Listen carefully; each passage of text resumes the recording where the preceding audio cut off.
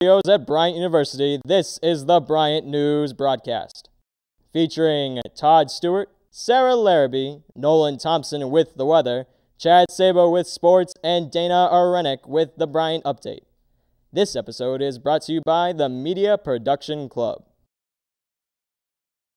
Well, good evening, and thanks for tuning in to another edition of the Bryant News Broadcast. Unfortunately, Todd could not be with us tonight, but we have our lovely co-host, Jen. So usually she's behind the scenes, but she's going to fill in. So thank you very much for being here. I'm going to do my best. We'll see how it goes. Let's hope. We have a great show tonight on our brand new set. Isn't it gorgeous? It's absolutely fantastic. I cannot believe I'm actually sitting here. I know. It's been a long time in the works, and I can't wait to get started. It's going to be great. All right, so let's get to the first story tonight. America's #1 social media site has come under pressure from the Federal Trade Commission for violations of privacy policy. What we post on our Facebook pages may not have been private after all. CNN reports that Facebook has deceived consumers by telling them that they could keep information on their Facebook private, but then repeatedly allowed it to be shared and made public. Under the terms of the settlement, the executive team at Facebook will have to undergo a third-party privacy audit every 2 years for the next 20 years. Facebook has announced 2 new positions that will strictly focus on privacy concerns. How far will students go in order to get better grades? Will they study through the night? Skip meals in order to better understand the material? Probably. How far will teachers go in order to have their class scores higher? Let's ask Atlanta, Georgia. The city itself thought they have improved their biggest problem, their educational system.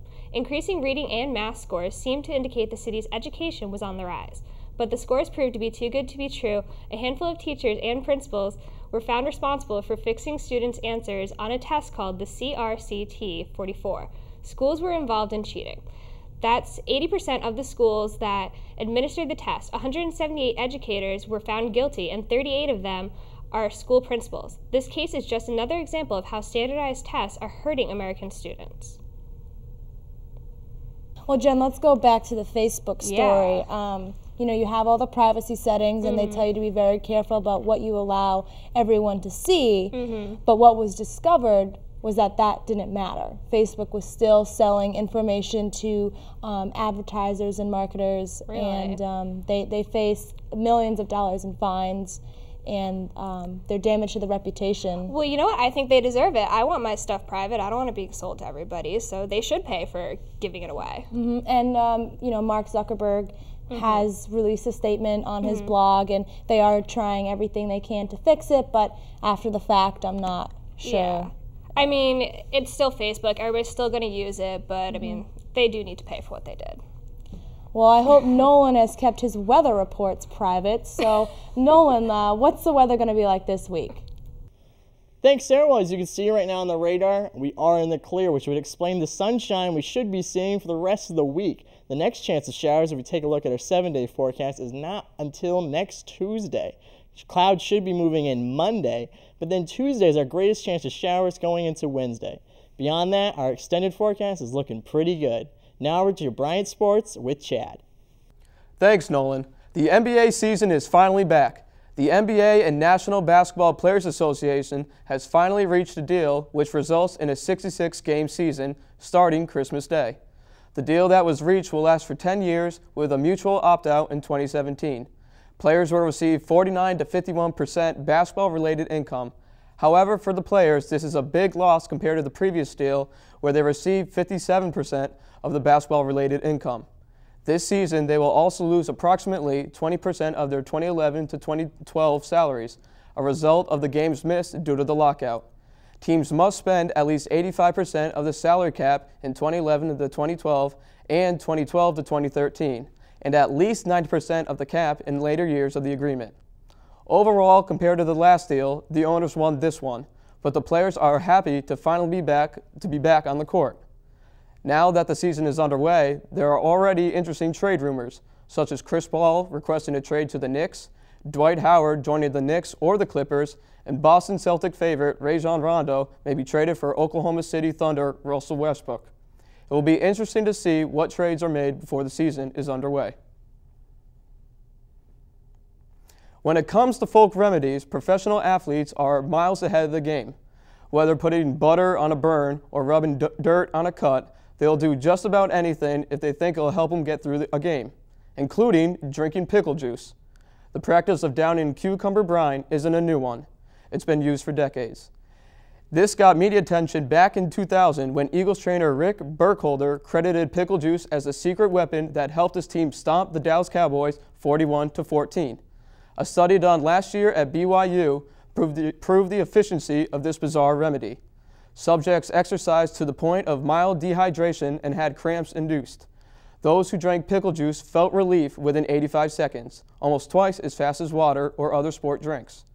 Big-name athletes such as Bryant and Jason Witten has used and even promoted it.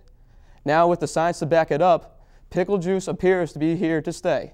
It probably won't hit the shelves of your local 7-Eleven anytime soon, but the curious can simply grab the jar of dills from the refrigerator door next time they wake up with a knot in their calf. Makes you wonder if a shot of olive juice might be good for more than just martinis. Now over to Nicolette for the Bryant Update. Now for the Bryant Update. Colleges Against Cancer has made history this week at Bryant as they partnered with an organization called St. Baldrick's that fundraises and researches cures for childhood cancer. Participants have gone out into the Bryant community to raise awareness and funds for the organization, and in turn, they shaved their heads to represent patients who must undergo chemotherapy to fight their diseases. Colleges Against Cancer has reported that they have raised over $10,000. This is the first year that Bryant has participated in a No Shave November fundraising event, and due to its success, I'm sure we will see this event occur next year. Thank you to everyone who has donated and made this event a success. Back to you, Jen. Thanks, Nicolette. With the holiday season fast approaching, it's easy to get lost in the mix and forget what the holidays are really all about. For more than half a century, 83-year-old Block Island native Mary Donnelly has helped nurse fellow islanders back to health and through many difficult times. But when she saw how her 1,000 island neighbors were struggling financially, especially through the winter, Donnelly decided it's time to help. She is the lone administrator of the Mary D. Fund, which raises money every year in order to help the struggling islanders pay for everything from mortgage payments to doctor's bills and even electricity bills. Last year, Donnelly dispersed more than $50,000 worth of assistance. Donnelly continues to show her great human spirit from year to year, which is something we all may need more of going into this holiday season. So our parents have always told us to stop jumping on the bed and to always look both ways before crossing the street. But have they ever had to tell us not to climb into a washing machine? Well, last week in Okanogan, Washington, one mother had to use a wrench to break the window of a running washing machine to rescue her 5-year-old daughter who had climbed inside. Now, authorities reported that the machine had a, quote, out of order sign on it, and are investigating how the machine turned on in the first place. The girl was treated for a 10-inch cut on her back and has learned a valuable lesson about how not to do laundry. What do you think about that one? That's a little ridiculous. Like, how do you just let your kid get into the washing machine and be like, oh, I'm gonna just like hit start now. Oh wait, Julie's in there, let me save her. Like, well, to be honest, my mom sent me this story in an email a couple of weeks ago, and I just found it humorous. It is humorous. But luckily, she was okay. Which is good to hear. Good to hear. Good Definitely. news. We all the time we hear about these bad things that happen. So don't climb into the washing machine, kids. Or the dryer. I'm just throwing that out there. All right, well, let's move on to world news with Doug. Doug. Thank you, Sarah. Now here's your world news for tonight. The European Union and NATO have condemned attacks by Serbian militants in Kosovo, which have resulted in injuring 50 NATO peacekeepers and have jeopardized Serbia's application to become a candidate for EU membership. The latest violence involved militants among the Serbian minority in northern Kosovo. Kosovo broke away from Serbian rule in 2008, but the Serbian government has never accepted its independence.